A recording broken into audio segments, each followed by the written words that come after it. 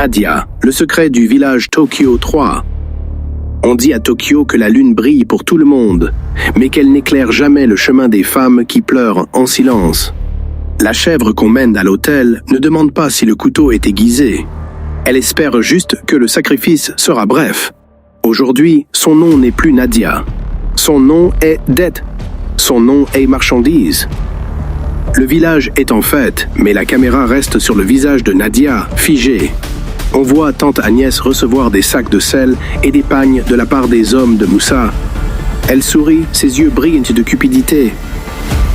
À Tokyo, le mariage est le début d'une nouvelle vie chez les hommes, mais un enfer chez les femmes, car c'est le début de douleurs qui vont les accompagner jusqu'à la tombe. Et aujourd'hui, c'est le tour de Nadia. Sans un mot, sans une caresse, elle fut remise à Moussa. 12 ans de vie balayés par le prix d'une dot. Le regard d'Agnès n'était plus celui d'une tante, mais celui d'un marchand qui vient de conclure une affaire en or. Tout s'est passé vite et Nadia fut amenée chez Monsieur Moussa où il rencontre ses 3 femmes. À l'intérieur de la case de Moussa, l'air est lourd. On entend le bruit des grillons à l'extérieur, très fort. Moussa s'assoit lourdement sur le lit de Nat. Nadia est prostrée dans un coin, ses bijoux de mariée pesant comme des chaînes. Moussa avec une voix traînante et moqueuse et il dit « Alors, petite fleur de Tokyo, tu as perdu ta langue ? Pourtant, ta tante m'a dit que tu savais très bien crier quand on te contrariait. » Nadia, relevant de la tête, les yeux pleins de larmes, et dit « Monsieur Moussa, je vous en supplie, regardez-moi, je n'ai que 12 ans. Je suis de l'âge de vos petits-enfants. Pourquoi me faire ça? Est-ce qu'une maison remplie de bétail ne vous suffit pas pour être heureux? Et surtout que vous avez déjà 3 autres femmes plus belles et plus âgées que moi. » Moussa riant avec méchanceté et lui murmura « Heureux ?» Il crache par terre. Le bonheur est un mot pour les enfants qui croient aux contes de fées. Moi, je cherche la propriété. Tu vois ces terres de os, elles sont à moi. Ce bétail, à moi. Ces femmes-là, elles sont à moi. Et toi? Il s'approche d'elle, son visage parcheminé tout près du sien, et dit « Tu es le dernier trophée de ma collection. Je t'ai acheté parce que tu es la fille de la maudite.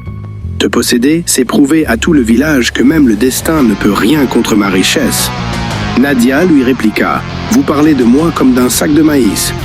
N'avez-vous donc aucune pitié pour mon âme ?» Moussa le moqueur lui dit « La pitié !»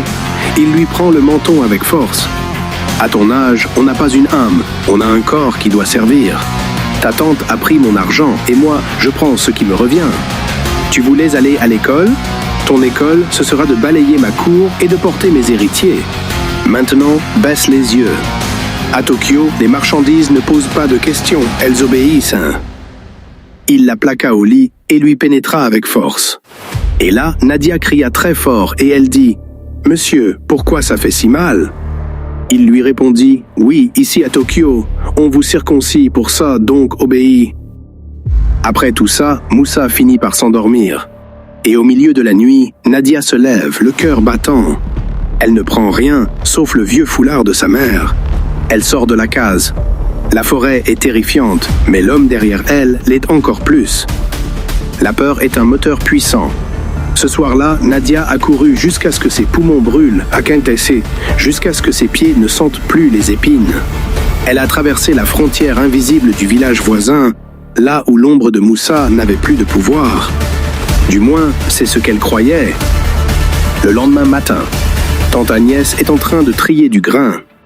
Moussa arrive, son bâton à la main, entouré de ses serviteurs. Il est livide de rage. Moussa, hurlant, « Agnès, sors de là, vieille sorcière !» Tante Agnès, sortant en tremblant, et dit « Seigneur Moussa, que se passe-t-il? Pourquoi n'êtes-vous pas avec votre épouse ?» Moussa, la saisissant à la gorge, et lui répondit « Ton épouse s'est enfuie comme une voleuse dans la nuit. Tu m'as vendu une fille qui a le diable au corps. Écoute-moi bien, j'ai payé pour elle. Si elle ne revient pas d'ici ce soir, je reprends tout mon bétail, et je ferai saisir ta terre.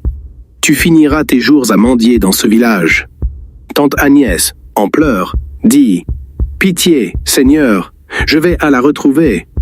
Je vais envoyer les jeunes du village. » Moussa, froid et tranchant, lui répondit « Ne me parle pas de pitié.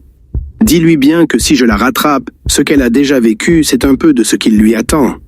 Elle appartient à Moussa et personne ne s'échappe de mes mains. » Nadia, épuisée, arrivant à traverser la frontière, et elle affranchit le village voisin. Elle s'écroule dans la forêt sans force et ni espoir. Le prix de la liberté est parfois plus lourd que celui de la dot. À très bientôt pour la prochaine épisode. Ne regardez pas seulement, laissez-moi un petit commentaire pour me dire ce que vous en pensez. Et si ce n'est pas encore fait, abonnez-vous à Les Tech Chroniques pour regarder la suite époustouflante de notre histoire.